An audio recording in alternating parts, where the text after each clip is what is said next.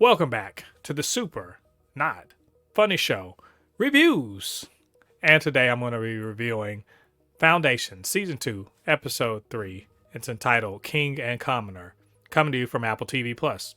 So, what did I think about it, and should you be watching? Before we get into the review, get down there, hit like on this video. King and Commoner is all about finding two people that seem to be extremely important to the coming conflict between the Empire and the Foundation. And that is, of course, Hober Mallow and Bel Riose. At the same time, you have a bit of a come to Jesus moment between Gale and Harry as they have gone to a sort of abandoned desert planet in order to find an entity or something that's been drawing Harry to him. And it turns out that that entity is somewhat related to the Prime Radiant and is essential to them figuring out how to restart or as to start the second Foundation. So we'll talk about that first. So Gale Dornick, Harry Seldon, not on the greatest terms right now, but they have to work together because Harry's, at least this particular version of Harry, is kind of beholden to the Prime Radiant, or at least in this time, the ship, Salvor Hardin's ship. And they are trying to go find out how to restart the second Foundation. But first, a bit of a detour to a planet which, a desert planet, never seen it before in the space thing, right? But this one is quite different because it's an abandoned mining planet that was formerly used to get precious, I guess, ores or something like that. And according to Harry, once it was done, and it was done with like these mining machines that were kind of like, I guess you could say they are, I don't want to call them thinking machines, but they're definitely autonomous robots. Which, by the way, if you're a fan of the books, this is a way out of the left field because far earlier in this universe in the books, positronic brains and robots that could were self-aware, could think for themselves, they were very much phased out. So now we don't just have Demerzel being a robot, but also we have a planet full of these giant machines that basically killed everybody. And that being said, there is an entity there, and they, Harry basically strands them there and says, "Take me there or else." And along the way, you find out sort of I don't want to call it the animosity, but definitely, the reason why Harry and Gale are at each other right now. Gale, she's still mad about the whole, rage thing, and of course, Harry's still, salty about being stuck in the Prime Radiant for so long. But once they do get there, Gale's very much concerned about who is this life form that looks like, to her, an ancient or not ancient, but a mathematician that should have been dead hundreds of years before. But she can't really do anything about it, so she's got to go back and decide whether or not they're going to abandon Harry or if they're going to, wait for him to come back, even though he says to leave, just in case he gets destroyed. And so that leads to, what I consider to be a good balance of action in this episode, because a lot of Foundation in the books and in this show is about it's a lot of people sitting and talking to each other, or looking out in the stars, but saying things to each other. Okay, cool. But there's very much a Star Wars-ish action beat within this one, where the ship kind of falls into a cavern, and then these sleeping robots wake up and they pose a direct threat to them. But it was like in Star Wars Empire Strikes Back, when Han flies the Millennium Falcon out of the mouth of that space worm.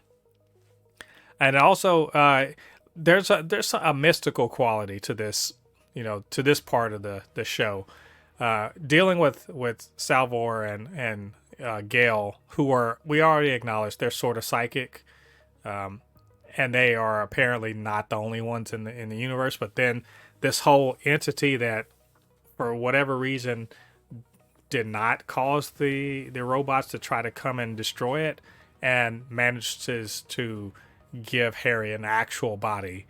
And so, very, very strange.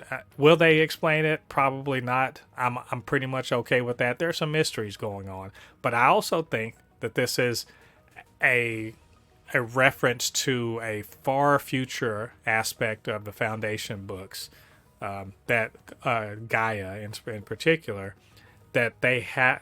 Maybe they're thinking they're not going to get four more seasons to kind of get to that particular book, so maybe they're going to resolve it earlier and they're laying the tracks for it.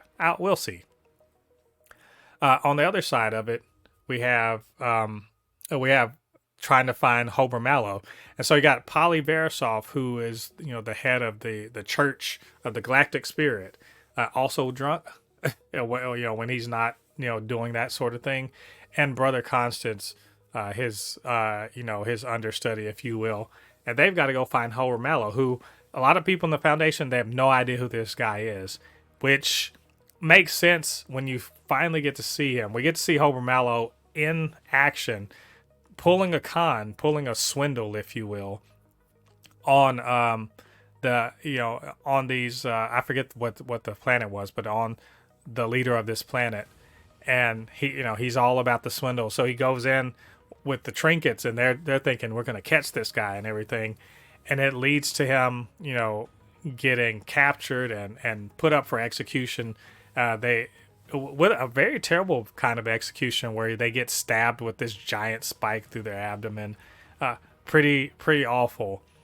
And at the same time, Verisov and Constance, they're there and they plead and everything, which I wonder, like, how does that work? You're just some rando, people from the Foundation. You just go up and be like, hey, give them to us. And it doesn't work, but that's all good because we get to see why Hober Mallow probably is going to be a problem for the Empire, because he's already 10 steps ahead of everybody and he's engineered the whole situation to actually get the swindle that he wanted, to steal this gem and to get away scot-free. It's actually a very fun little thing, especially if you like stuff like Ocean's 11. Just seeing him just kind of get away with it. He is a rogue. He is a scoundrel in the make of Han Solo, and very easy to like. Ask Brother Constance, who clearly has a thing for this guy already. He even tries to steal their hyper ship, but they get back and get control of it. And so now we got Hober Mallow. He's in pocket, so to speak, for the Foundation. Well, what about Bel Riose?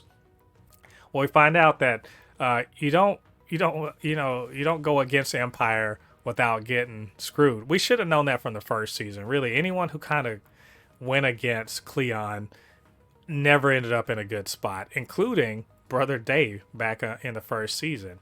And in this one, we find out that Bel Riose wasn't executed for going against Dave's brother Dave's his orders to basically kill a ton of people, but instead he's in a horrible penal colony and it looks like it no one's expected really to live out it, but he's been just like toughing it out and everything for years. I think it was like 6 years, and still very much defiant. But Demerzel comes and is like, here's come work for us again, and then we'll all be forgiven. And also we didn't kill your husband. Cool. The threat of the husband it, I guess wasn't hanging over, but it was definitely like, I don't have anything to live for, now I do. And that leads to him coming before the Cleons and then having a private conversation with Cleon, and let's just be honest, being outright not defiant, but just definitely not as taken with Cleon's his being Empire so much, but also getting to reunite with his husband and saying, hey, that I am going to do what I said. I made a pledge. I'm going to do what I said. I'm not going to try to kill you or anything like that. Not going to try to usurp you. And who are the people that you're trying to get me to go fight?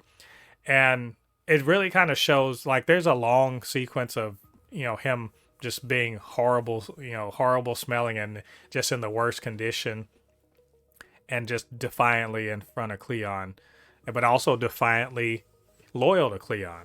So, he's a good soldier, which, how unfortunate, because being a good soldier doesn't necessarily get you anything with a person like Day.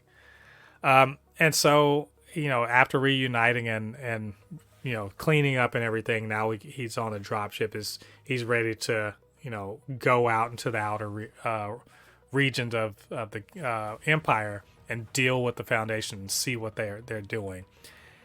So it's all, I think, a very good setup episode. This is a really good laying out of the pieces. If this is a chessboard, the opening moves have been made. That we're starting to see the outline of the strategy, and it's only a matter of time, maybe another episode or two before they really kind of start trading pieces.